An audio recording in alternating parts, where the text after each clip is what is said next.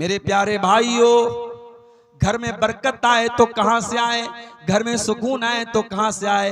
हाँ, पैसा तो आ रहा है, दौलत तो आ रही है, घर में अच्छा खाना तो बन रहा है, बच्चे अच्छा कपड़ा तो पहन रहे हैं, मकान तो आलीशान बन रहा है, लेकिन जब जिंदगी में नमाज नहीं, जब जिंदगी में अल्लाह का जिक्र नहीं, तो मेरे प्यारे भाइयों उस घर में बरकत कहां से आएगी, बरकत कहां से आएगी। हमारा घर आज मनहूस हो चुका है, माफ कीजिएगा मुझे, मेरे जुमले अगर कड़वे हो तो माफ कीजिएगा मुझे।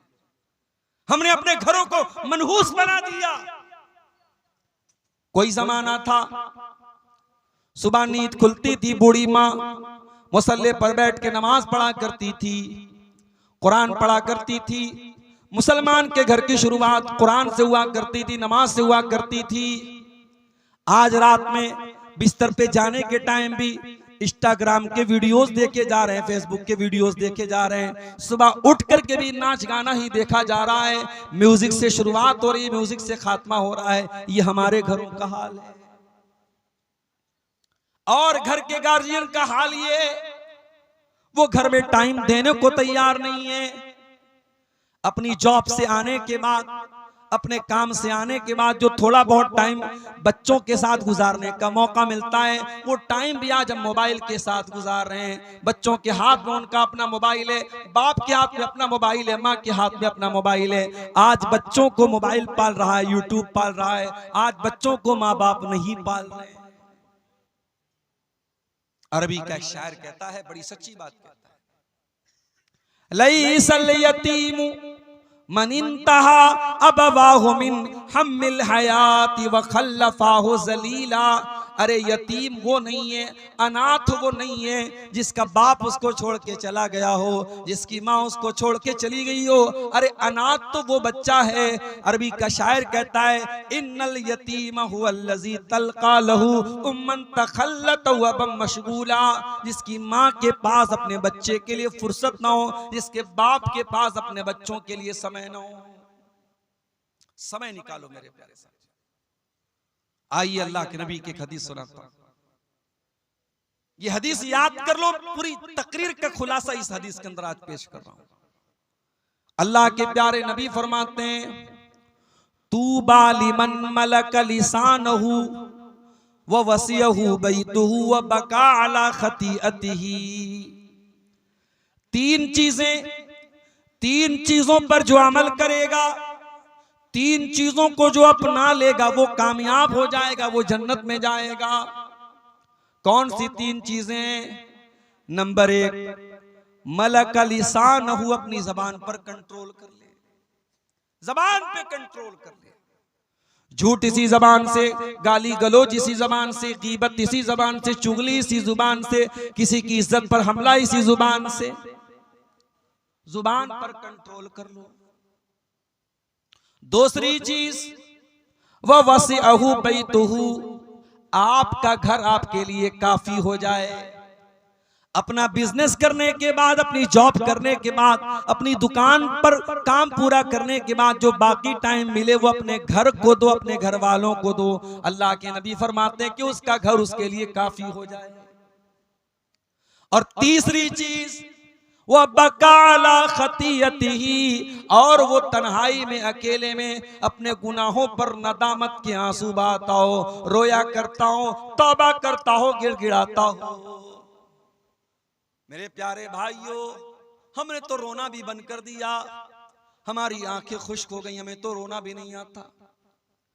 आज हम इतने पत्थर दिल हो चुके हैं कि आज अपनी आंखों से जनाजा देखने के बावजूद, आज जनाजे की नमाज के दौरान और मैयत को दफनाने के दौरान भी हमारे चेहरे पर मुस्कुराहट होती है। हम रोना नहीं चाहते, हम रो नहीं पाते हैं।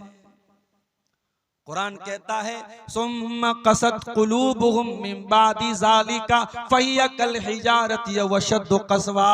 कुछ लोग इतने सख्त हो जाते हैं, उनके दिल इतने कठोर हो जाते हैं कि पत्थर से भी ज्यादा उनके दिल कठोर हो जाते हैं। व इन्न मिनल हिजारति लमा यतफज्जरु मिनहुल अनहार। अरे पत्थर तो कुछ ऐसे भी होते हैं कि पत्थर के अंदर से भी पानी निकलने लगता है, पत्थर फट जाता है और पत्थर से सुराख हो जाता है। लेकिन इंसान का दिल कभी कभी इतना कठोर हो जाता है कि पत्थर से ज्यादा सख्त हो जाता है।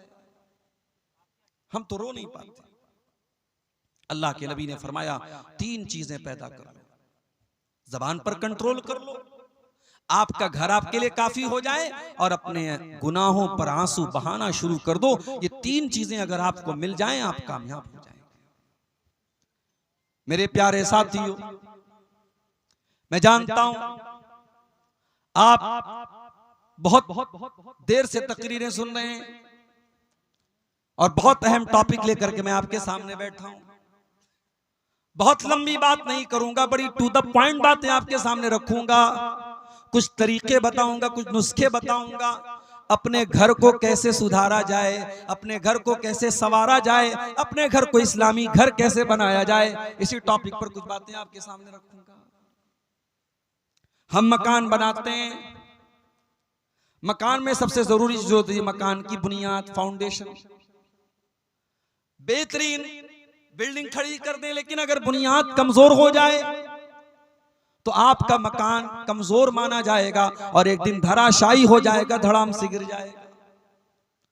अगर अपने घर को एक अच्छा घर बनाना चाहते हो तो जिस तरीके से मकान बनाने के टाइम ये देखते हो कि बुनियाद कैसी है, वैसे ही मकान बनाने के टाइम ये भी देखो ये मकान हम हराम कमाई से बना रहे हैं या हलाल कमाई से बना रहे हैं, ये सूद और ब्याज के पैसे से बना रहे हैं, रिश्वत के पैसे से बना रहे हैं, या जायज कमाई से बना रहे हैं, किसी का हक मार के बना रहे हैं, या सही तरीके से बना रहे हैं। तुम देख लो कि उस मकान की बुनियाद में तुम क्या डाल रहे हो। कुरान कहता फमन अस्ससा बुनियानहु अला तक़वा मिनल्लाहि व रिज़वानिन खैरुन अम्मन अस्ससा बुनियानहु अला शफ़ा जुरफिन हारिन फनहार बिही फी नारी जहन्नम। कुरान कहता है 2 टाइप के घर होते हैं। एक घर वो है जो अल्लाह के तकवा की बुनियाद पे खड़ा है, जिस घर का बनाने वाला ईमानदार है, सही है, नेक है, हलाल कमाई से घर बना रहा है।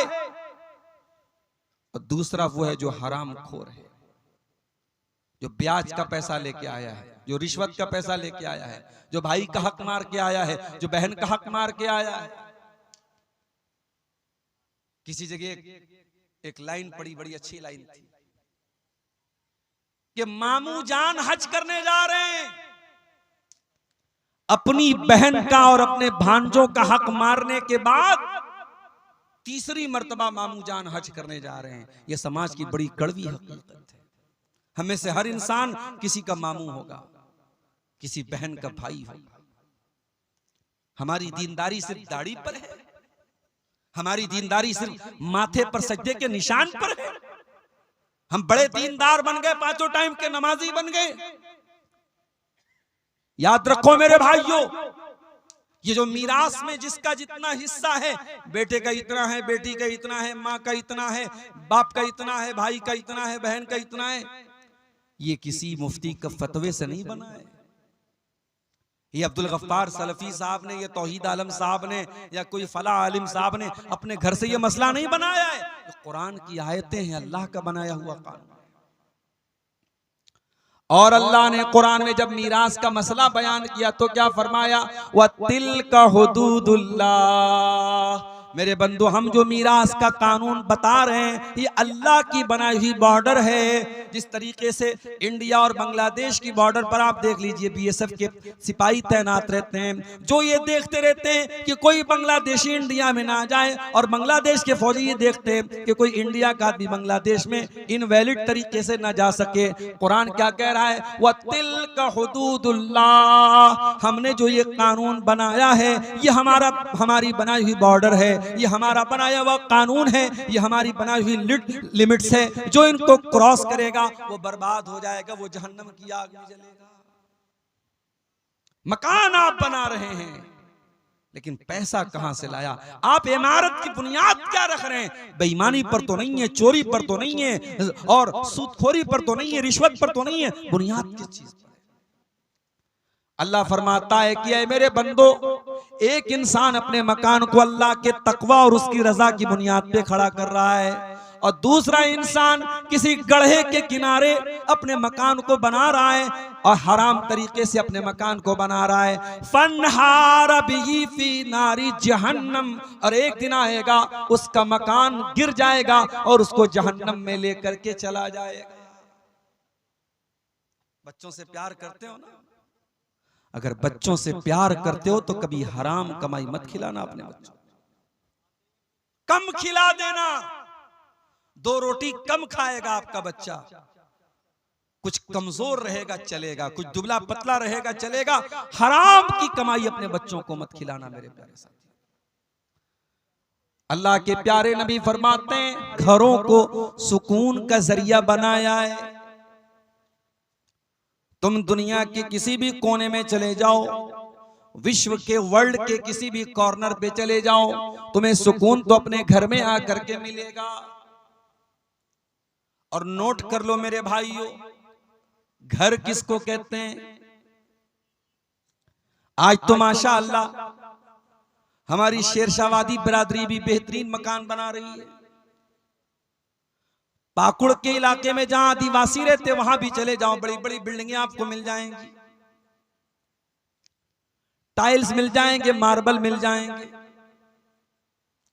मैं एक मर्तबा फैमिली के साथ एक प्रोग्राम में इंदौर गया, मध्य प्रदेश में इंदौर एक जगह है। एक साहब के मकान पे मैं ठहरा था, तो मकान की छत में डेकोरेशन के लिए उन्होंने झाड़ लगाया था। झाड़ समझते हैं आप, जो मकान की छत में जो लटकाते हैं खूबसूरती के लिए। तो मैंने पूछा कि बहुत अच्छा लग रहा है, इसकी कीमत क्या है? तो उन्होंने कहा हमने इसको विदेश से मंगाया है, उस एक झाड़ की कीमत 3 लाख रुपए।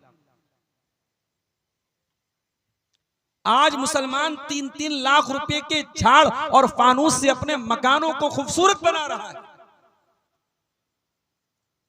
कोई प्लास्टिक पेंट के जरिए अपने मकान को खूबसूरत बना रहा है,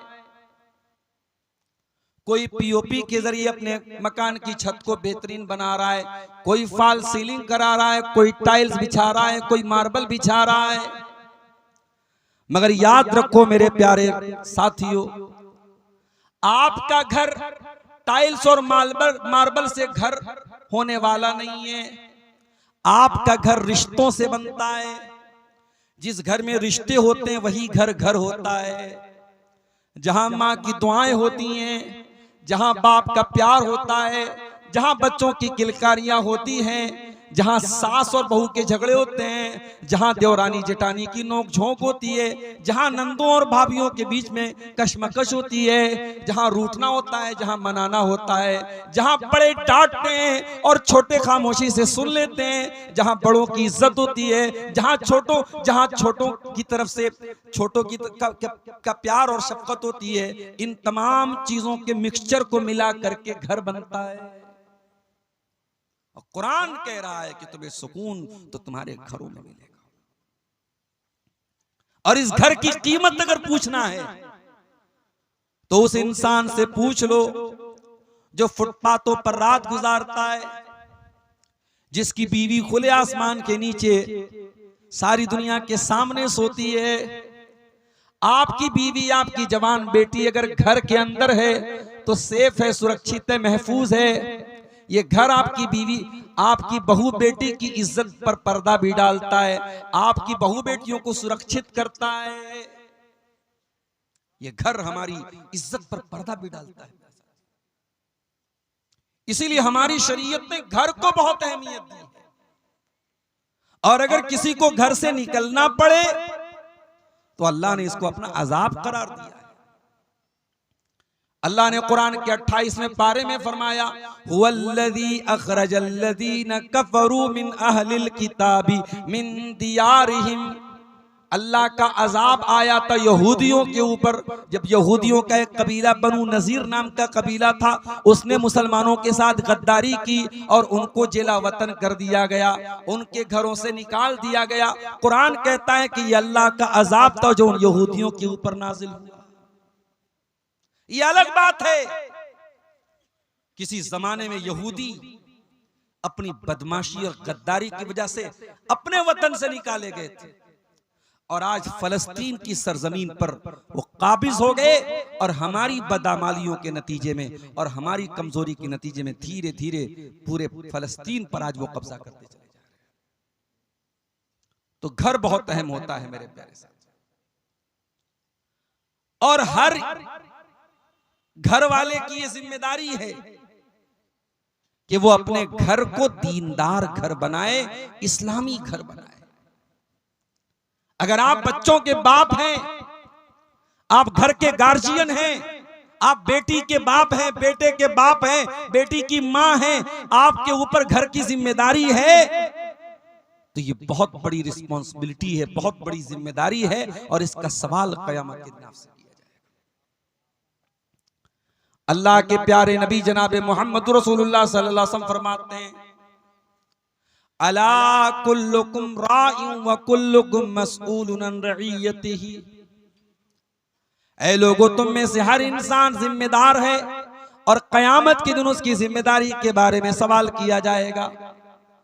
फर्रजुलु राइन अला अहली बैतिही। आदमी अपने घर वालों का जिम्मेदार है, अपनी फैमिली का जिम्मेदार है, अपने परिवार का जिम्मेदार है, और कयामत के दिन उसको हिसाब देना पड़ेगा। वल मरातु राइयतुन अला बैति ज़ौजिहा। और औरत जो घर के अंदर रहती है, औरत घर वाली होती है, घर के अंदर क्या चल रहा है, जवान बेटी रात में किसके साथ बातें कर रही है, जवान बेटी 2-2 घंटे घर से किसके साथ गायब है, उसके मोबाइल पर रिचार्ज कौन करा रहा है, उसके पास नया पर्स कहां से आ रहा है, उसके पास तरह तरह की खाने की चीजें कहां से आ रही हैं, ये निगरानी करना, ये देखना, ये माँ का कर्तव्य है, माँ की जिम्मेदारी है। ये हम लोग जो बोलते हैं ना, लड़के बहुत खराब हो गए, लड़कियां बहुत खराब हो गई, ये लड़के और लड़कियां ऐसे खराब नहीं होते। जब लड़के और लड़कियों के गार्जियन, उनके माँ बाप जब कछुए की तरह रेत में, जब कछुआ रेत में अपनी मुंडी डाल लेता है तो ये समझता है कि सूरज नहीं निकला हुआ है, वही हाल आज उन माँ बाप का भी होता है। उन्होंने गफलत की चादर ओढ़ ली है, वो इस बात से बेफिक्र हो गए कि उनकी जवान बेटी कहां जा रही है और जवान बेटा कहां जा रहा है। अल्लाह के नबी फरमा रहे हैं, बेटा क्या कर रहा है, बेटी क्या कर रही है, घर वालों की रिस्पॉन्सिबिलिटी है, घर वालों की जिम्मेदारी है। मेरी प्यारी माओ, आपको अल्लाह ने मां बनाया है, बहुत बड़ा दर्जा है मां का। मां के कदमों के नीचे जन्नत बताई गई है, बहुत बड़ा दर्जा है बाप का। बाप को जन्नत का दरवाजा करार दिया गया है, मगर कान खोल करके सुन लीजिए, ऐ औलाद वालो, ऐ मेरी प्यारी माँ, ऐ मेरे प्यारे बुजुर्गों, जिनको अल्लाह ने बाप बनाया, जिनको अल्लाह ने माँ बनाया, वो कान खोल के सुन लें। माँ बाप बनना बहुत सम्मान की बात है, बहुत ऑनर की बात है, बहुत इज्जत की बात है, बहुत रिस्पेक्ट की बात है, मगर ये सुन लीजिए अल्लाह के प्यारे नबी क्या फरमाते हैं, मा मिन अब्दिन यस्तरईहिल्लाहु रईयतन। जब अल्लाह ताला कि तुझे तलाक देने का ऑर्डर दिया है, इसलिए मैं आज से तुझको अपने निकाह से खारिज कर रहा हूं, आज से मैं तुझको तलाक दे रहा हूं। अब यहां पे थोड़ा सा रुक जाइए। हमारे घरों में क्या होता है, बहू ने खाना बनाया, शेरशाबादी लोग तो झोल बहुत ज्यादा खाते हैं भाई, मसाला बहुत ज्यादा खाते हैं, माफ कीजिएगा, बड़ा सोच समझ के हम लोग, जब जलसों का सीजन आता है तो पेट की बड़ी हिफाजत करनी पड़ती है, बहुत मसाला खाते हैं आप लोग। अब भाई मसाला आप ज्यादा खा रहे, बहू ने कम डाल दिया, वो भी मसला है। नमक आप ज्यादा खाते, बहू ने कम डाल दिया, वो भी मसला, और नमक आप कम खाते, बहू ने ज्यादा डाल दिया, वो और बड़ा मसला है। अब बहू ने खाने में नमक ज्यादा कर दिया, ससुर को गुस्सा आया, ससुर ने कहा चल अपने दरवाजे की चौखट बदल। तो क्या बेटा अपनी बीवी को तलाक दे देगा इब्राहिम अलैहिस्सलाम की सुन्नत पर अमल करते हुए? नहीं, रुक जाइए, अभी मैं हदीस को पूरा कर दूं, फिर मैं मतलब बताता हूं कि ऐसी सूरत में क्या किया जाए। इब्राहिम अलैहिस्सलाम ने अपने बहू के बारे में फरमाया कि दरवाजे की चौखट बदल दो। इस्माइल अलैहिस्सलाम ने तलाक दे दिया। कुछ दिनों के बाद इस्माइल अलैहिस्सलाम ने दूसरी शादी की और फिर एक मर्तबा इब्राहिम अपने बेटे से और बहू से मिलने के लिए आए। इत्तेफाक से इस मर्तबा भी बहू से मुलाकात हुई, बेटे से मुलाकात नहीं हुई। इब्राहिम ने पूछा, बेटी कैसी गुजर बसर हो रही है? बहू ये दीनदार थी, नेक थी, अल्लाह वाली थी। इसने कहा, बहुत अल्लाह का शुक्र है, अल्लाह जिस हाल में रखे अल्लाह का बहुत करम है, बहुत आराम से गुजर बसर हो रही है। कहा, बेटी तेरा शौहर आए तो मेरा सलाम कह देना और कह देना सब भी ताता बता बाबिक, दरवाजे की चौखट बहुत अच्छी है, इस चौखट की हिफाजत करना। शाम हुई, इस्माइल आए, बाप की खुशबू महसूस की। बीवी से पूछा, क्या कोई आया था? कहा कि यहाँ एक बड़े मियाँ एक बूढ़े मियाँ आए थे। कहा, क्या कह रहे थे? कहा, मुझसे हाल चाल पूछ रहे थे और जब मैंने अल्लाह का शुक्र अदा किया तो ये कह के गए हैं कि अपने शौहर को मेरा सलाम सुना देना और कह देना कि दरवाजे की चौखट की हिफाजत करें। कहा, है मेरी बीवी, वो कोई और नहीं तेरे ससुर थे, मेरे बाप इब्राहिम अलैहिस्सलाम थे और उन्होंने तुम्हें पसंद किया है, तुम्हारी बात उनको पसंद आई है और उन्होंने कहा है कि मैं तुमको अपने निकाह में बरकरार रखूं। हदीस आपको मैंने सुना दी, बुखारी की हदीस है। इस हदीस से दो बात पता चली। पहली बात यह पता चली कि घर के अंदर दरवाजे की चौखट का अगर दर्जा किसी को हासिल है तो यह औरत को हासिल है। जिसको हम घरवाली कहते हैं, जिसको हम बीवी कहते हैं, जिसको हम अहलिया कहते हैं, बेगम कहते हैं, पत्नी कहते हैं, वाइफ कहते हैं, जो भी कह लें, घर के अंदर दरवाजे की चौखट की अगर हैसियत किसी को हासिल है तो औरत को हासिल है।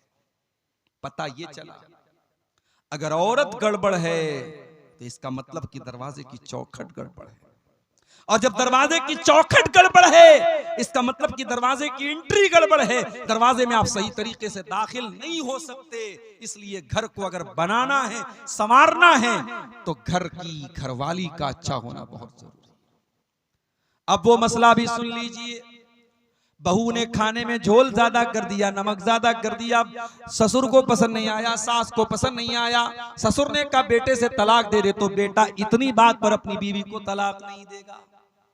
अगर आपको ये लगता है कि इब्राहिम अलैहिस्सलाम के कहने पर इस्माइल ने तो तलाक दे दिया, तो कान खोल करके सुन लीजिए, अगर बाप इब्राहिम अलैहिस्सलाम के जैसा हो तब बाप के कहने पे बेटा तलाक दे देगा।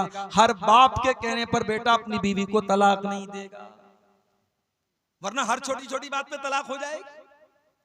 अगर इब्राहिम के जैसा बाप हो, उतना समझदार, उतना दूरअंदेश, उतना दीनदार, उतना होशियार, उतना जीनियस, उतना गहरी नजर रखने वाला, उतना अल्लाह वाला, तो अलग बात है। हर बाप को इस बात की इजाजत नहीं है, हर माँ को इस बात की इजाजत नहीं है कि वो बोले कि बहू को तलाक दे दो, बेटा तलाक दे दो। तो शौहर के घर की चौखट है बीवी। मेरे साथ मेरी प्यारी माँ बहनों, अगर आप पिंडाल के अंदर मौजूद हैं, मेरी आवाज आपके कानों तक पहुंच रही है, आप अपने बेटे के लिए जब बहू तलाश करने जाएं तो सिर्फ ये ना देखें कि बहू कितनी खूबसूरत है, कितना रंग गोरा है, कितने अच्छे खानदान की है, कितने पैसे वाली है, कितना जहेज लेकर के आएगी। मेरी प्यारी माँ, आप जब अपने बेटे के लिए बीवी तलाश करने जाएं, आप अपने घर के लिए जब बहू लेने जाएं तो कान खोल के सुन लो, आप बहू लेने नहीं जा रही हैं, आप अपने दरवाजे की चौखट लेने जा रही हैं, और चौखट बहुत संभाल करके लाना। अल्लाह के नबी फरमाते हैं, तुन कहल मरातो ले अरबईन, जब औरत की शादी होती है तो चार चीजें औरत के अंदर देखी जाती हैं, ले मालिहा वले हसबिहा वले जमालिहा वले दीनिहा। कुछ लोग माल देखते हैं, कुछ लोग खानदान देखते हैं, कुछ लोग खूबसूरती देखते हैं, और कुछ लोग दीनदारी देखते हैं। आपने फरमाया फज़फर बेज़ाती दीन, दीनदार औरत को घर में लेके आ जाओ, कामयाब हो जाओगे। दीनदार औरत को घर में लेके आ जाओ। मेरे प्यारे भाइयों, अल्लाह ताला ने औरत को ये खूबी, इस खूबी से भी नवाजा है कि औरत अपनी बात मनवा लेती है, कभी हंस के मनवा लेती है, कभी रो के मनवा लेती है, कभी मुस्कुरा के मनवा लेती है, कभी आंसू बहा के मनवा लेती है। मैंने औरत के ऊपर एक नज्म लिखी थी, उसमें मैंने एक शेर कहा था, वो शेर ऐसा था, कुदरत ने तुझे गर्मी जज्बात अता की, ऐ औरत अल्लाह अल्लाह ताला ने तुझे जज्बात की कुव्वत अता की है, कुदरत ने तुझे गर्मी जज्बात अता की, वो ना तकवा के भरम तोड़ दे, वो नाज़ अदा है। अय औरत तेरे अंदर वो नाज है, वो अदा है, बड़े बड़े मुत्तकियों का तकवा तू तोड़ सकती है। अल्लाह ने तुझे नाज अदा की ताकत दी है और अल्लाह ने तुझे जज्बात की ताकत भी दी है। जज्बात की ताकत औरत के अंदर होती है। फिरौन बहुत बड़ा जालिम था, किसी की बात नहीं सुनता था, बच्चों को कत्ल करवाने का ऑर्डर दिया था उसने। मगर जब अपनी बीवी उसकी जब बच्चा लेकर के आती है, जो मूसा अलैहिस्सलाम की शक्ल में वो बच्चा जब हजरत आसिया की गोद में पहुंचता है, फिरौन की बीवी की गोद में, और फिरौन की बीवी अपने शौहर से कहती है, ला तक़्तुलूहु असा अन यनफ़अना औ नत्तख़िज़हु वलदा। ऐ मेरे सरताज, देखिए कितना खूबसूरत बच्चा है, कितना प्यारा बच्चा है, हम इस बच्चे को कत्ल न कीजिए, हम इस बच्चे को अपना बेटा बना लेंगे, अपना बेटा बना करके पालेंगे। अच्छा, फिरौन को कोई बेटा नहीं था। फिरौन अपने आप को खुदा कहता था, रब कहता था, भगवान कहता था, गॉड कहता था, और फिरौन अपनी बीवी को बेटा नहीं दे सका। ऐसे ऐसे तो खुदा गुजरे दुनिया में, ऐसे ऐसे खुदा गुजरे, अपने आप को खुदा कहता था और अपनी बीवी को बेटा नहीं दे सका, और दूसरे के बच्चे को बीवी कह रही कि इसे हम अपना बेटा बना लेते। अल्लाह अकबर। तो बीवी जो होती है वो बात मनवा लेती है। बीवी चाहेगी आपकी सिगरेट छुड़वा देगी, बीवी चाहेगी आपका गुटखा छुड़वा देगी, बीवी चाहेगी आपको नमाजी बना देगी। मेरी प्यारी माँ बहनों, आप जब अपने शौहर से जिद करके 5,000 वाली साड़ी खरीद सकती हो, 10,000 वाला लहंगा खरीद सकती हो, 1,30,000 में सोना चल रहा है, सोने का जेवर मंगवा सकती हो, तो ऐ मेरी प्यारी माँ बहनों, आप अपने शौहर से बहुत सारे अच्छे काम भी करवा सकती हो। करवाने का तरीका होना चाहिए। अल्लाह के प्यारे नबी क्या फरमाते हैं, बड़े गौर से सुनिएगा। अल्लाह के नबी सल्लल्लाहु अलैहि वसल्लम फरमाते हैं, रहीमल्लाहु रजुलन काम मिनल लैल। अल्लाह ताला रहम नाजिल फरमाए, अल्लाह ताला रहमत नाजिल फरमाए उस आदमी के ऊपर जो रात में उठ करके तहज्जुद की नमाज पढ़ता है, वह आई कज़म रात हो, और अपनी बीवी को भी उठाता है, और बीवी अगर उठने से इनकार कर देती है तो बीवी के चेहरे पर पानी डाल के उठाता है हिम्मत बीवी के चेहरे पे पानी डालने की? कहीं ऐसा ना हो कि उधर आप पानी डालें और उधर बीवी लात मार दे। भाई आजकल ये भी तो हो रहा है। बीवी से पंगा लेने की किसमें हिम्मत है भाई? दुनिया में सबसे पंगा ले सकते, बीवी से नहीं ले सकते। वो एक लतीफा है, एक आदमी की बीवी बहुत शक करती थी उसके ऊपर, बड़ा परेशान रहता था, महीने में 2-4 दिन मायके जाती तो उसमें भी फोन पर फोन करती रहती थी, कहाँ हैं आप, क्या कर रहे हैं आप? डर था कि कहीं किसी दूसरी औरत के साथ तो नहीं है। एक मर्तबा मायके गई, बच्चे को छोड़ के गई थी, बच्चा भी छोड़ के गई थी कि नजर रखे अपने बाप के ऊपर। मायके जाके फोन कर रही है शौहर को, कहाँ हैं आप? शौहर कह रहा कहाँ रहूंगा, घर पर हूं भाई, तुम्हारी इजाजत के बगैर कहाँ जा सकता हूं? कहा अच्छा घर पे हो, जाओ किचन में जाओ, किचन में जाओ और मिक्सर की आवाज मुझे सुना करके बताओ कि तुम घर में हो। शौहर ने मिक्सर की आवाज सुना दी, घर की आवाज आई। बीवी ने कहा अच्छा चलो भाई तसल्ली हो गई। दूसरे दिन फिर फोन किया बीवी ने, कहाँ हैं आप? शौहर ने कहा अरे बेगम मैं कहाँ रहूंगा, घर पर हूं। चलिए मिक्सर की आवाज सुनाइए। शौहर ने फिर मिक्सर चालू करके सुना दिया, घर की आवाज आई। तीसरे दिन बीवी ने कहा इतना शरीफ मेरा शौहर कब से हो गया, रोजाना मैं फोन कर रही हूँ मुझे मिक्सर की आवाज सुना दे रहा है। तीसरे दिन बीवी सरप्राइज देने के लिए अचानक घर में आ गई। घर में आई तो शौहर गायब, बच्चा खेल रहा था। बच्चे से पूछा अरे तेरा बाप कहाँ है? कहा वो तो मिक्सर लेके गायब है 2 दिन से। तो कहते हैं कि अगर शौहर से बीवी शेर है तो शौहर सवा शेर भी बन सकता है भाई। तुम्हें सारा दिमाग तुम्ही को है थोड़ी, हमको भी तो थोड़ा बहुत दिमाग है। तो आप ये याद रखिए मेरे प्यारे साथियों कि घर के अंदर जब तक एक नेक घर वाली नहीं आएगी, घर का माहौल अच्छा नहीं हो सकता है। अल्लाह के नबी फरमाते हैं अल्लाह ताला रहमत नाजिल फरमाए उस आदमी के ऊपर जो रात में उठ करके तहज्जुद की नमाज पढ़ता है और अपनी बीवी को भी उठाता है। वह रहीमल्लाहु इम्रातन कामत मिनल लैल, और अल्लाह ताला ऐसी औरत के ऊपर रहमत नाजिल फरमाए जो रात में उठ करके तहज्जुद की नमाज पढ़ती है। व आई कज़त ज़ौजहा, और अपने शौहर को भी उठाती है, और शौहर अगर इनकार कर दे तो शौहर के चेहरे पर पानी छिड़क करके उठाती है।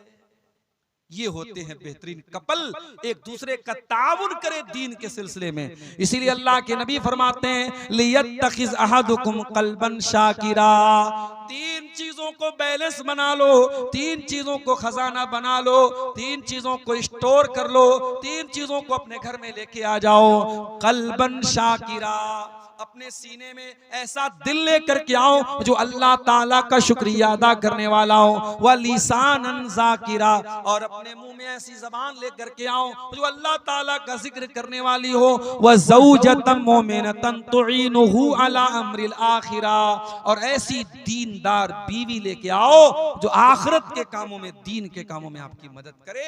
ऐसी बीवी अगर आपके घर में आ जाएगी, घर को जन्नत बना देगी। और आगे बढ़ी, घर को अगर जन्नत बनाना है तो बहुत जरूरी काम क्या करना है हमको? घर को अल्लाह के जिक्र से आबाद करना है।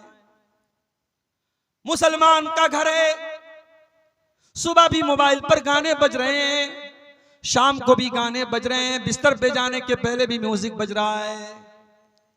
मुसलमान का घर है, 24 घंटे में कोई एक मर्तबा अल्लाह का नाम लेने वाला नहीं है। नेताओं के भाषण तो सुने जा रहे हैं, राजनेताओं की तकरीरें तो बजाई जा रही हैं, अल्लाह रसूल की बातें घर में कोई सुनने वाला नहीं है। गांव में जलसा होता है, उस घर का कोई आदमी जलसे में जाने को तैयार नहीं है। तकरीरों से बोर होने वाला परिवार है, ना शौहर को तकरीरों से इंटरेस्ट है, ना बीवी को तकरीरों से इंटरेस्ट है। एक आदमी घर में अल्लाह का जिक्र करने वाला, अल्लाह का नाम लेने वाला तक नहीं। मेरे प्यारे भाइयों, ऐसे घर को अल्लाह के नबी ने मुर्दा करार दिया। आपने फरमाया मसलुल बैतिल्लज़ी युज़करुल्लाहु फीही वल बैतिल्लज़ी ला युज़करुल्लाहु फीही, जिस घर में अल्लाह का नाम लिया जाए वो घर जिंदा है, और जिस घर में अल्लाह का नाम न लिया जाए वो घर मुर्दा है। वो घर मुर्दा है, अल्लाह के नबी ने उसको मुर्दा करार दिया है। अपने घर को जिंदा करो मेरे भाइयों, अल्लाह के जिक्र से आबाद करो। बहुत आसान तरीका बता देता हूं, जब भी घर में दाखिल हुआ करो बिस्मिल्लाह पढ़ के दाखिल हुआ करो, और जब घर के बाहर निकला करो बिस्मिल्लाहि तवक्कलतु अलल्लाहि ला हौला वला कुव्वता इल्ला बिल्लाह पढ़ लिया करो। क्या फायदा होगा मौलवी साहब? आइए मैं फायदा भी बता देता हूं। सही मुस्लिम की रिवायत है, अल्लाह के प्यारे रसूल फरमाते हैं जब इंसान घर में दाखिल होने के टाइम बिस्मिल्लाह पढ़ता है तो शैतान भाग जाता है और कहता है ला मबीत लकुम हाहुना, ये तो बिस्मिल्लाह पढ़ के घर में आया है, अब यहां पे रात गुजारने का मौका नहीं मिलेगा। जब इंसान रात में डिनर करने के टाइम, खाना खाने के टाइम अल्लाह का नाम लेता है, बिस्मिल्लाह पढ़ता है, तो शैतान कहता है ला मबीत लकुम वला अशाहा होना, ना तो यहाँ पे रात गुजारने का मौका मिलेगा, ना डिनर करने का मौका मिलेगा। जब आप खाने पर बिस्मिल्लाह नहीं पढ़ते हैं तो आपके खाने को शैतान भी खाता है, खाने की बरकत खत्म हो जाती है। तो घर में जब दाखिल हो तब बिस्मिल्लाह पढ़ें, और जब खाना खाने लगे तब बिस्मिल्लाह पढ़ें। और जब रात हो जाए, मगरिब की अजान हो जाए, तो अल्लाह के नबी ने फरमाया जब सूरज डूब जाए, जब मगरिब का टाइम हो जाए, फकुफ्फू सिबियानकुम, तो अपने छोटे बच्चों को घर के अंदर ले आओ। मगरिब के टाइम अपने छोटे बच्चों को बाहर मत भेजो, फ़इन्न शयातीन तंतशिरु हीनइज़िन, उस वक्त शैतान घूमते रहते हैं। मगरिब के टाइम अपने बच्चों को बाहर मत भेजिए, सूरज डूबने के टाइम। और आपने आगे फरमाया जब रात में चराग की बत्ती बुझाओ तो बिस्मिल्लाह पढ़ के बुझाओ। बर्तन को खुला मत रखो, बर्तन को ढांक दो, बिस्मिल्लाह पढ़ के ढांक दो। दरवाजे की कुंडी लगाओ तो बिस्मिल्लाह पढ़ के कुंडी लगाओ, इसलिए कि जो अल्लाह के नाम से जो चीज क्लोज कर दी जाए, जो चीज बंद कर दी जाए, शैतान उसको ओपन नहीं कर सकता, शैतान उसको खोल नहीं सकता। अल्लाह का नाम लेके आप दरवाजे को बंद कीजिए।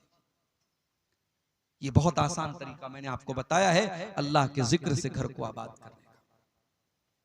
और जब आप घर के बाहर निकलें, बिस्मिल्लाहि तवक्कलतु अलल्लाहि ला हौला वला कुव्वता इल्ला बिल्लाह पढ़ लें। ये दुआ जब आप पढ़ के निकलेंगे, शैतान आपके करीब नहीं आएगा, फरिश्ता आपकी हिफाजत करेगा। फरिश्ता आपसे कहेगा कद वकीता, आपको अल्लाह ताला की तरफ से बचा लिया गया। आप इतनी प्यारी दुआ पढ़ करके घर से निकले। बहुत आसान है, बिस्मिल्लाहि तवक्कलतु अलल्लाहि ला हौला वला कुव्वता इल्ला बिल्लाह। बस रात में जब बिस्तर पे सोने जाओ, मेरी प्यारी माओ बहनों, अगर आप मेहनत मजदूरी करती हैं, खेतों में काम करती हैं, और मुझे मालूम है कि शेरशाबादी बिरादरी में माशाअल्लाह बहुत मेहनत करती हैं हमारे यहाँ की औरतें, आपका बदन जब थकावट से चूर हो जाए तो आइए मैं आपको वो तरीका बताता हूं जो तरीका अल्लाह के नबी ने अपनी बेटी को बताया था। क्या तरीका बताया था? हजरत फातिमा चक्की चलाती थी, उनके हाथों में छाले पड़ गए थे।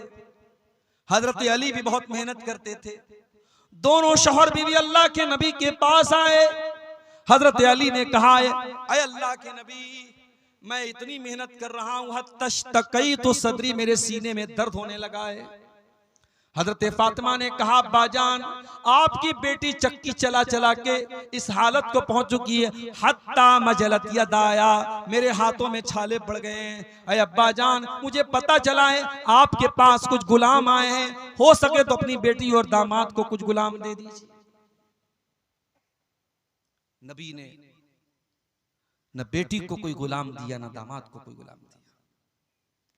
क्या फरमाया आपने? ला ओती कोमा, ऐ मेरी बेटी फातिमा, ऐ मेरे दामाद अली, मैं तुम दोनों को गुलाम नहीं दे सकता, मैं तुम दोनों को कोई गुलाम नहीं दे सकता। क्यों नहीं दे सकता? क्योंकि मेरे जो मस्जिद के अंदर जो दीन सीखने वाले साहब आए, असहाबे सुफ़्फ़ा हैं, जो दीन के स्टूडेंट्स हैं, उनके पास खाने को अनाज नहीं है, उनके पास खाने को खाना नहीं है, उनके पास तन ढांपने को कपड़ा नहीं है। ऐ अली, ऐ फातिमा, जब तक मैं उनकी जरूरत को पूरी ना कर दूं, मैं तुमको वो खादिम गुलाम नहीं दे सकता। हाँ, मैं उससे बेहतर तरीका तुमको बता रहा हूं। जब तुम रात में बिस्तर पे सोने जाओ तो 33 बार सुभान अल्लाह पढ़ लिया करो, 33 बार अल्हम्दुलिल्लाह पढ़ लिया करो, और 34 मरतबा अल्लाहु अकबर पढ़ लिया करो। फ़ज़ालिकुमा खैरुल लकुमा मिन खादिम, तुम्हें किसी खादिम की, किसी नौकर की जरूरत नहीं पड़ेगी।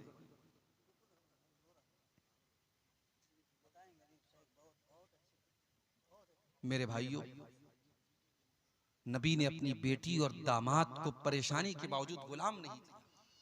नबी ने तस्बीह सिखाई है, और हजरत अली कहते हैं कि ये तस्बीह जब नबी ने जिस दिन से नबी ने मुझको सिखाई है, उस दिन से लेकर के जब तक मैं जिंदा हूं, ये तस्बीह कभी मैंने छोड़ी नहीं है। सवाल करने वाले सवाल किया है, अली आपकी जिंदगी में एक रात आई थी, सिफ़ीन की लड़ाई वाली रात, क्या उस रात भी आप ये तस्बीह पढ़ के सोए थे? कहा कि हाँ, उस रात में ये तस्बीह पढ़ के सोया था। मेरे प्यारे भाइयों, सहाबे किराम 2-2 घंटे तकरीरें नहीं सुनते थे, हाँ जो सुनते थे अमल करते थे। नबी ने ये तस्बीह सिखाई तो इस तस्बीह के ऊपर हजरत अली ने अमल किया, हजरत फातिमा ने अमल किया। अपने घरों को अल्लाह के जिक्र से आबाद करो मेरे प्यारे साथियों, सुबह शाम के अज़कार पढ़ो। और आज अल्हम्दुलिल्लाह सबके हाथ में मोबाइल है, आप मोबाइल पर देख करके भी पढ़ सकते हैं। आप गूगल प्ले स्टोर पे जाएं और दुआ की कोई अच्छी सी किताब डाउनलोड कर लें, उसमें सुबह शाम के अज़कार आपको मिल जाएंगे। सुबह शाम के अज़कार आप देख करके भी पढ़ें। आप यकीन करें, सुबह शाम के अज़कार आप पढ़ेंगे, बहुत सारी परेशानियों से आप बच जाएंगे। अब तो साहब इतने ज्यादा केस आ रहे हैं, मैं जहां जा रहा हूं, मौली साहब मेरी बेटी के ऊपर जिन्नात आ गया है, मेरी बेटी को जिन्नात परेशान कर रहा है, मेरे घर में जो है कोई साया है, कोई मसला है। क्यों आ रहे ये सारे मसले? क्योंकि हमने अपने घरों को मुर्दा बना दिया है। हमारे घरों में अल्लाह का जिक्र करने वाला कोई नहीं, अल्लाह का नाम लेने वाला कोई नहीं है। अल्लाह के नबी फरमाते हैं, इन्ना शैतान यनफिरु मिनल बैतिल्लज़ी तुक़रा फ़ीहि सूरतुल बकरा, जिस घर में सूरह बकरा पढ़ी जाती है उस घर से शैतान भाग जाता है। एक साहब मुझसे पूछने लगे, मौलवी साहब अगर मोबाइल पर हम सूरह बकरा को चालू कर दें और बड़े बड़े स्पीकर लगा दे घर में और सूरह बकरा की आवाज पूरे घर में गूंजे तो क्या शैतान भाग जाएगा? मैंने कहा भैया शैतान से पूछना पड़ेगा शैतान से कि वो मोबाइल पर चलने वाले कुरान की तिलावत से उसके ऊपर असर पड़ेगा कि नहीं। तो इस सवाल का जवाब तो शैतान ही दे सकता है। क्या हाल हो गया है हमारा। बर्गर और पिज्जा खाते खाते, फास्ट फूड खाते खाते हम इतने फास्ट हो गए, इतने शॉर्टकट तलाश करने लगे कि हमें कुरान पढ़ने में भी अब जो है सुस्ती हो रही है। हम चाहते हैं कि कुरान मोबाइल पर हम चलाते, हमें ना पढ़ना पड़े। बनारस में एक हमारे दोस्त हैं, हाफिज कुरान हैं, उन्होंने कहा मौलवी साहब एक आदमी अपने घर में हमको बुला रहा है, 40 दिन तक सूरह बकरा पढ़ने के लिए कह रहा है और मुझको 5000 रुपया देगा। मैंने कहा खबरदार मत जाना वहां पे। मैंने कहा कुरान पढ़ने से शैतान भागता है, हदीस में आया है, मगर किराया दे करके किसी दूसरे को पढ़वा करके शैतान नहीं भागेगा, ये हदीस में नहीं आया। आपको खुद कुरान पढ़ना है।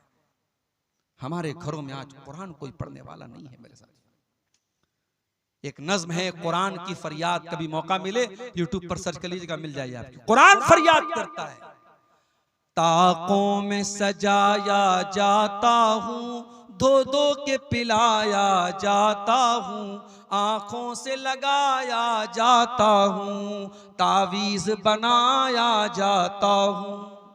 कुरान के साथ ये सब हो रहा है। कोई आंखों से लगा रहा है, कोई तावीज बना रहा है, कोई धो धो के पिला रहा है। कुरान पढ़ना कोई नहीं चाहता, कुरान पर अमल कोई नहीं करना चाहता। अल्लाह के नबी फरमाते हैं मसलुल बैतिल्लज़ी युज़करुल्लाहु फीही वल बैतिल्लज़ी ला युज़करुल्लाहु फीही, जिस घर में अल्लाह का नाम लिया जाए वो घर जिंदा है और जिस घर में अल्लाह का नाम ना लिया जाए वो घर मुर्दा है। मैं आपको 1400 साल पीछे लेके चलता हूं। नबी की मस्जिद में चलिए, किबला की तरफ खड़े हो जाइए, आपके लेफ्ट साइड में कुछ कमरे मिलेंगे। ये छोटे छोटे कमरे हैं, मिट्टी का फर्श है, कच्ची ईंटों की दीवार है और खजूर के तने का पिलर है और खजूर की टहनियों का छप्पर है। इन कमरों में टाइल्स नहीं लगा है, इन कमरों में मार्बल नहीं लगा है, इन कमरों में सीमेंट की दीवार नहीं है, इन कमरों में कोई पेंट नहीं हुआ है, मगर अल्लाह की कसम ये कमरे बड़े बरकत वाले हैं। इन कमरों में जनाबे मुहम्मदुर रसूलुल्लाह सल्लल्लाहु अलैहि वसल्लम रहते हैं। इन कमरों में इस उम्मत की माएँ रहती हैं। इन कमरों में नबी अकरम की बीवियां रहती हैं। ये कमरे कितने ऊंचे हैं। सईद इब्ने मुसय्यब कहते हैं मैं उस्माने गनी के दौर में नबी के कमरे में गया, मैंने हाथ उठाया, मेरा हाथ मकान की छत में टच हो गया, यानी छत भी बहुत ज्यादा ऊंची नहीं थी। और कमरे का स्पेस कितना था, कमरे का क्षेत्रफल कितना था, कितना बड़ा कमरा था। इतना बड़ा कमरा था कि अल्लाह के प्यारे नबी जब तहज्जुद की नमाज पढ़ा करते थे तो सजदे में जाने के टाइम हजरत आयशा को अपना पैर हटाना पड़ता था। यानी उस कमरे में इतनी गुंजाइश भी नहीं थी कि हजरत आयशा लेटी हो और अल्लाह के प्यारे नबी आराम से सजदा कर सकें। ये छोटे छोटे कमरे थे मेरे प्यारे साथी, कमरे छोटे थे लेकिन इन कमरों में कुरान उतरता था, इन कमरों में बरकत उतरती थी, इन कमरों में नूर उतरता था, इन कमरों में अल्लाह के प्यारे नबी रहा करते थे। इन कमरों में रात में कुरान पढ़ा जाता था, तहज्जुद पढ़ी जाती थी, अल्लाह के नबी रातों को रोया करते थे। सलाम उस पर जो उम्मत के लिए रातों को रोता था, सलाम उस पर जो फर्शे खाक पर जाड़े में सोता था, सलाम उस पर के जिसके घर में चांदी थी न सोना था, सलाम उस पर के टूटा बोरिया जिसका बिछौना था। उस नबी ने हमको बताया कि मकान में बरकत अल्लाह को याद करने से आती है, मकान को आलीशान बनाने से मकान खूबसूरत नहीं होता है मेरे साथी। और आगे बढ़िए, घर को अगर दीनदारी वाला घर बनाना है, इस्लामी घर बनाना है, घर के हर फर्द को नमाजी बनना पड़ेगा। माँ भी नमाजी हो, बाप भी नमाजी हो, भाई भी नमाजी हो, बेटा भी नमाजी हो। अल्लाह के प्यारे नबी फरमाते हैं मुरू औलादकुम बिस्सलाती वहुम अबनाउ सबीन। जब तुम्हारे बच्चे 7 साल के हो जाएं, 7 साल के हो जाएं तो अपने बच्चों को नमाज का ऑर्डर दो, और जब तुम्हारे बच्चे 10 साल के हो जाएं और नमाज न पढ़े तो तुम उनकी पिटाई करो। मौली साहब, पिटाई कौन करेगा? फजर की अजान तक जलसे चलते हैं सीमांचल में, और जलसा खत्म होते ही पब्लिक अपने घरों को जाती है और उस गांव की छोटी सी मस्जिद में चंद नमाजी नमाज पढ़ते हैं। ये आज हमारा हाल है।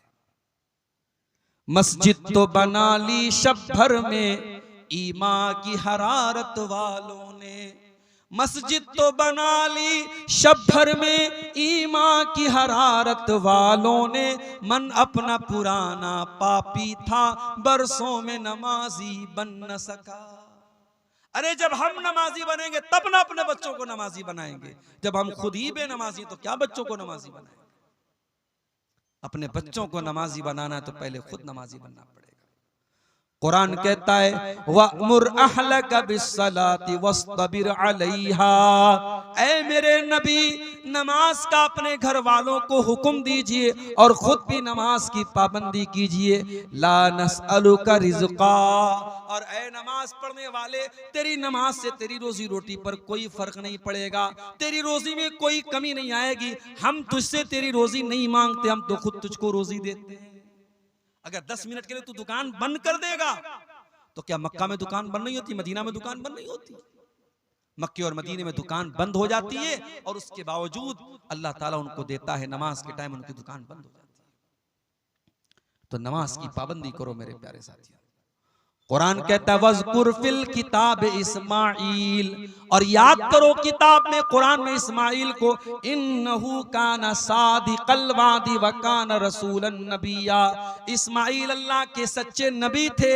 व काना यअमुरु अहलहु बिस्सलाह, और इस्माइल अपने घर वालों को नमाज का हुक्म दिया करते थे। इब्राहीम अलैहिस्सलाम क्या दुआ करते अल्लाह ताला से? रब्बि जअलनी मुक़ीमस्सलाह, ऐ अल्लाह तो मुझे नमाज कायम करने वाला बना दे। व मिन ज़ुर्रियती, और ऐ अल्लाह मेरी औलाद को भी तू नमाज कायम करने वाला बना दे। मुझे भी नमाजी बना दे, मेरी औलाद को भी नमाजी बना दे। नमाज का माहौल घर में पैदा कीजिए, आप खुद भी नमाज पढ़िए, बच्चों को भी नमाज बनाइए। हजरत अब्दुल्लाह बिन मसूद रज़ी अल्लाह तआला अन्हु रात में तहज्जुद की नमाज पढ़ रहे हैं, और तहज्जुद की नमाज पढ़ते हुए कुरान का 16वां पारा वो पढ़ रहे थे, और 16वें पारे की आयत उनकी नजरों से गुजरी। जब हजरत मूसा अलैहिस्सलाम और हजरत खजीर अलैहिस्सलाम दोनों जा रहे थे और एक मकान की दीवार गिरने वाली थी, कुरान कहता है हजरत खजीर ने उस मकान की दीवार को ठीक कर दिया। गांव वाले बड़े कंजूस थे, उन लोगों ने इन दोनों लोगों को खाना तक नहीं खिलाया था, और जब दीवार गिरने लगी तो हजरत खजीर ने दीवार को ठीक कर दिया। हजरत मूसा अलैहिस्सलाम ने फरमाया लौ शि'ता लत्तखज़ता अलैहि अजरा, ऐ खजीर आपको दीवार फ्री में नहीं ठीक करना चाहिए था, जब इतने बदतमीज गांव वाले थे तो पैसा लेके ये काम करना चाहिए था।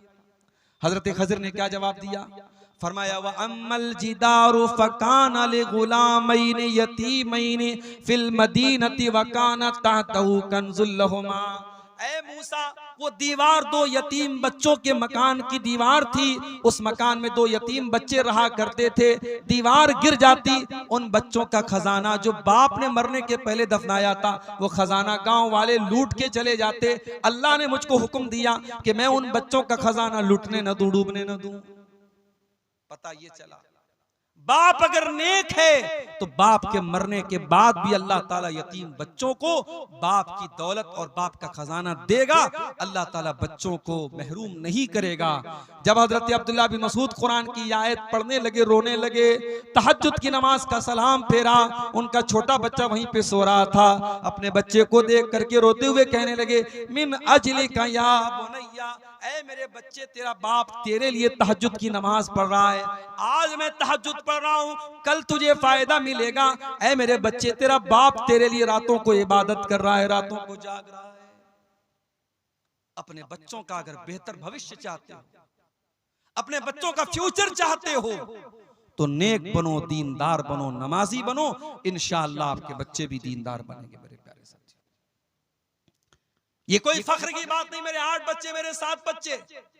फख्र की बात यह है कि आपका एक ही बच्चा हो, लेकिन इस लायक हो कि आपका इंतकाल हो तो वो जनाजे की नमाज पढ़ सके, दुआएं उसको आती हो। आपका बेटा, आपकी बेटी जब दुआ के लिए हाथ उठाए तो ये कह सके, रब्बिरहम्हुमा कमा रब्बयानी सगीरा। ऐ अल्लाह, मेरे माँ बाप पर रहम फरमा, जिस तरीके से बचपन में उन्होंने मुझको पाला है। तो ये बहुत जरूरी चीज है मेरे प्यारे साथियों कि हम घर में नमाज का माहौल पैदा करें।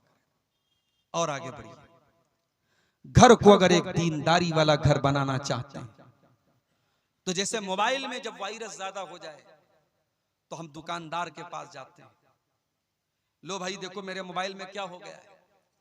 तो दुकानदार कहता है कि भाई साहब आपके मोबाइल में वायरस आ गया है, क्या करना पड़ेगा, इसमें एंटी वायरस डालना पड़ेगा, इसकी मोबाइल की मेमोरी को क्लीन करना पड़ेगा, मेमोरी से बहुत सारी चीजों को डिलीट करना पड़ेगा। अगर घर को दीनदारी वाला घर बनाना चाहते हो तो 5 चीजों को डिलीट कर दो अपने घर से। 5 चीजों को डिलीट कर दो, निकाल दो अपने घर से। नंबर 1, अपने घर से तस्वीरों को निकाल दो।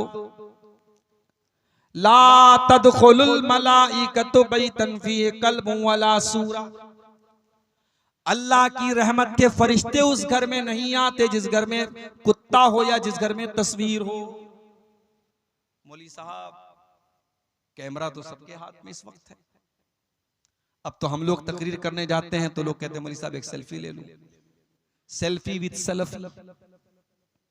तो कैमरे की तस्वीरें तो आज मेरी भी मौजूद हैं सोशल मीडिया पर, और आप कह रहे हैं कि अल्लाह की रहमत के फरिश्ते नहीं आते जिस घर में तस्वीर हो। तो कैमरे की जो तस्वीर है उसके बारे में उलमा का इख्तिलाफ है, और उलमा की एक जमात का कहना है कि कैमरे की तस्वीर हराम नहीं है, क्योंकि कैमरे की जो तस्वीर होती है वो कोई पेंटिंग नहीं है कि जिसमें नाक कान आंख बनाया जाए। कैमरा तो बस एक अक्स ले लेता है सामने वाले का, एक प्रतिबिंब है, एक छाया है। और हदीस में जिस तस्वीर को हराम कहा गया है वो तस्वीर वो है जिसमें हम नाक का नाक पूरा बनाते हो। लेकिन आप ये सोचिए, मूर्ति की शक्ल में या पेंटिंग की शक्ल में, किसी भी शक्ल में, मूर्ति तो बहरहाल उसको मुजस्समा बोलते हैं, लेकिन आज के जमाने में भी पेंटिंग अलग होती है। आपने सुना होगा मकबूल फिदा हुसैन नाम का एक आदमी था, वो पेंटर था बहुत बड़ा, उसकी पेंटिंग करोड़ों में बिकती थी। तो पेंटिंग एक अलग चीज है, कैमरे की तस्वीर एक अलग चीज है। फिर भी बहुत सारे उलमा का ये कहना है कि कैमरे की तस्वीर से भी हमें परहेज करना चाहिए, और कैमरे की तस्वीर को प्रिंट करके उसको एल्बम बनाना और कमरे में सजाना। मैं एक मकान में गया, एक साहब अपने कमरे में, चूंकि हम लोग कहीं जाते हैं तो आदमी सोचता है कि अच्छी मेहमान नवाजी अच्छी की जाए, वो अपने कमरे में लेके गए तो देखा कि कमरे के किनारे एक तस्वीर लगी है, एक तरफ मोहतरम की तस्वीर, एक तरफ मोहतरमा की तस्वीर है। शादी की सालगिरह पर उन्होंने अपनी बीवी को सरप्राइज दिया था। मैंने पूछा तो शर्माने लगे। मैंने कहा भैया इस तस्वीर को अलमारी में रख दो, ये क्यों यहाँ पे आप बाहर लगाए? तो तस्वीर आज हमारे घरों में बाकायदा एल्बम की शक्ल में कमरों में लोग लगा रहे हैं, ये गलत है और हमें और आपको इससे परहेज करना चाहिए। तस्वीरों को घर से निकाल दो। हाँ, मोबाइल की तस्वीरें जहां तक बात है, जरूरत पड़ने पर आप बच्चों की यादगार के लिए कुछ फोटो अगर आपने ली है, मोबाइल के कैमरे में है, मोबाइल की गैलरी में है, उसकी गुंजाइश बन सकती है, मगर उसमें भी हमें इस बात का लिहाज रखना चाहिए। लोग अपनी बीवी की एक से एक फोटो लेते हैं और उसके बाद दोस्तों के हाथ में मोबाइल थमा देते हैं, तो ये तो बेपर्दगी की बात है। आपकी बीवी का फोटो आपका दोस्त देखे, ये तो गलत बात है। इसलिए हमें और आपको अगर कैमरे में, हमारे मोबाइल में पर्सनल तस्वीरें, हमारी बीवी की तस्वीरें हैं, जवान बेटे की तस्वीरें हैं, घर की औरतों की तस्वीरें हैं, तो उनको हमें बहुत एहतियात के साथ यूज करना चाहिए कि कहीं बेपर्दगी ना हो। दूसरी चीज जिसको घर से निकालना है, घर के अंदर कोई तावीज नहीं होना चाहिए। बाज घरों में आप दाखिल होइए, मकान में दाखिल होने के साथ साथ ही एक पर्ची लटकी रहती है, उस पर लिखा रहता दुकान और मकान की खैर व बरकत के लिए, और नीचे उल्टी सीधी गिनतियां लिखी रहती है 420 9 2 11। देखा कि नहीं आपने? कहीं कहीं दुकानों पे लगा रहता है, मकान पे लिखा रहता है। मुझे ये बात समझ में नहीं आती कि ये गिनती लिखने से शैतान कैसे भागेगा। भाई आप दुनिया में किसी का नाम लेने के बजाय गिनती लेके बुलाएं, ए भाई 72 इधर आओ, ए भाई 78 इधर आओ, नाराज हो जाएगा, भाई मेरा नाम 72 थोड़ी है। आप बिस्मिल्लाहिर्रहमानिर्रहीम के बजाय 786 लिख रहे हैं, आप मोहम्मद सल्लल्लाहु अलैहि वसल्लम के बजाय 92 लिख रहे हैं, आपने गिनती बना के रखी है। ये इस्लाम का तसव्वुर नहीं है मेरे प्यारे साथियों। और ये भी सुन लीजिए कि घर में कुरान की आयतों को लटकाने से भी बरकत नहीं आएगी। डॉक्टर आपको दवा देता है पीने के लिए, घर में आप आने के बाद सिरप को गले में नहीं लटकाते, टैबलेट को गले में नहीं लटकाते, टैबलेट को पीते हैं, सिरप को पीते हैं।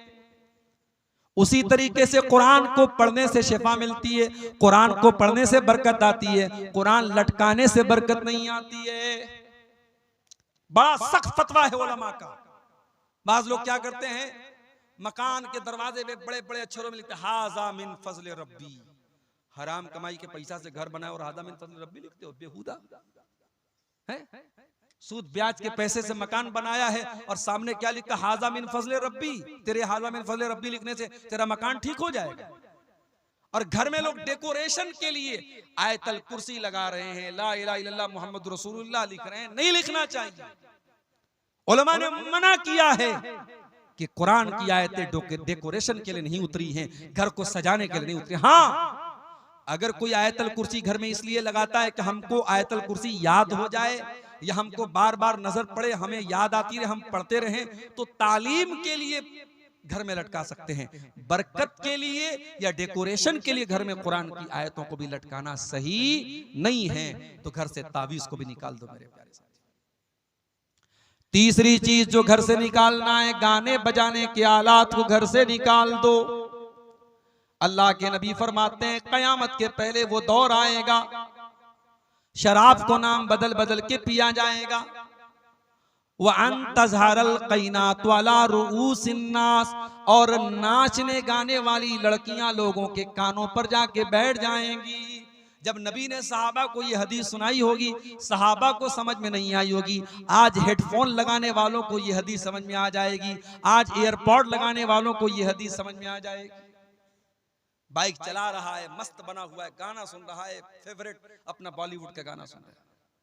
सामने से ट्रैक्टर ने मारा, तेरी रूह परवाज हो गई, तेरी जान निकल गई, तो गाना सुनते हुए दुनिया से गया है। और कयामत के जब तू उठेगा तो वही गाना सुनते हुए तू कयामत के जिस हाल में इंसान मरेगा उसी हाल में कयामत के दिन उठाया जाएगा। अपने घरों को नाच गानों से दूर रखो मेरे साथी। कटिहार और पूर्णिया के इंग्लिश मीडियम स्कूल में हमारी बेटियां पढ़ रही हैं। स्कूल का एनुअल फंक्शन है। टीचर ने आपसे कहा कि आपकी बेटी से हम डांस करवाना चाहते हैं, बहुत अच्छा डांस करती है आपकी बेटी। आपने कहा बहुत अच्छी बात है, हमारी बेटी डांस करेगी, हम देखेंगे। स्कूल का एनुअल फंक्शन हो रहा है, आपकी 12-13 साल की जवानी की दहलीज पर कदम रखने वाली लड़की डांस कर रही है और आप वीडियो बना रहे, फख्र से स्टेटस लगा रहे, साहब मेरी बेटी बड़ा अच्छा डांस करती है। ये मुसलमान है जिन्हें देख के शर्म आई।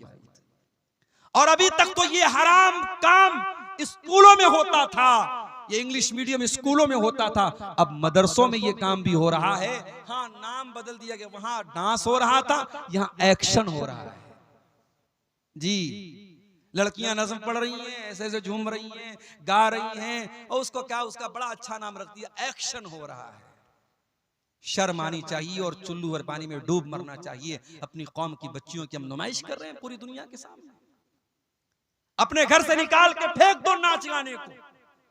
इस नाच गाने की आवाज को आपके नबी नापसंद करते थे, शैतान की आवाज करार दिया आपने। आज बड़े बड़े मुत्तकी दाढ़ी वाले, सजदा करने वाले, उनके मोबाइलों पर भी इंस्टाग्राम और स्नैपचैट और फेसबुक और अला और बला के जरिए उनके मोबाइल पर भी गाना बज रहा है। चौथी चीज जो घर से निकाल के बाहर फेंकना है, एंटीवायरस डालना है, वायरस निकाल देना है।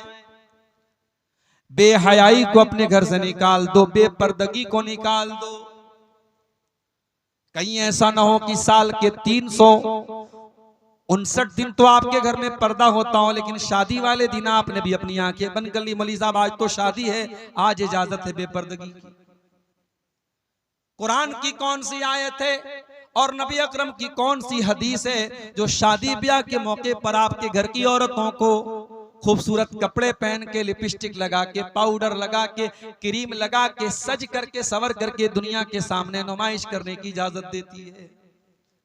और मुझे तो हैरत होती है कि आपके सीमांचल के जलसों में भी औरतें आती हैं और बाकायदा तैयार होकर के माएं अपनी बच्चियों को तैयार करके लेके जाती हैं और बगैर किसी पर्दे के खूबसूरत मेकअप से सजा करके, सवार करके उन लड़कियों को जलसों में लेकर के आया जाता है। माफ करना मेरे प्यारे भाइयों, अकबर इलाहाबादी ने बिल्कुल सही कहा था, बेपर्दा नजर आई कल जो चंद बीबियां, अकबर ज़मीन में गैरत कौमी से गड़ गया। पूछा जो उनसे आपका पर्दा वो क्या हुआ? कहने लगी कि अक्ल पे मर्दों के पड़ गया। जब औरत का पर्दा उतरता है तो सबसे पहले मर्दों की अक्ल पे जाके चढ़ जाता है।